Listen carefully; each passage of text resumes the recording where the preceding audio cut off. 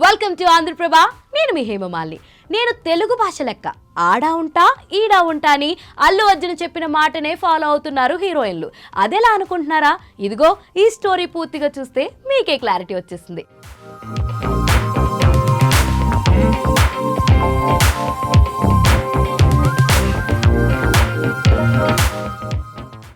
ఆడా ఉంటా ఈడా ఉంటా అనే కోడ్ కూడా అర్థమైపోతుంది కదా.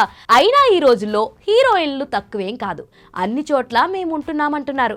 ఒకప్పుడు బాలీవుడ్ బ్యూటీస్ టాలీవుడ్ వైపు చూడాలంటే నిర్మాతలు ఆస్తులు కరిగిపోయేవి. వాళ్ళ కండిషన్స్ ప్రొడ్యూసర్లకు కాంతారాలో హీరోలు అరుపుల్లా భయంకరంగా వినపడేవి. కానీ ఇప్పుడు కాస్త బెటర్. ఎలాగో టాలీవుడ్ దెబ్బ బాలీవుడ్ పై బాగానే ఉంది కాబట్టి తెలుగులో నటించడమే బెటర్ అని ఫిక్స్ అయిపోయారు ముద్దుగుమ్మలు. అలాగని బొంబాయిను వదిలిపెట్టలేదు.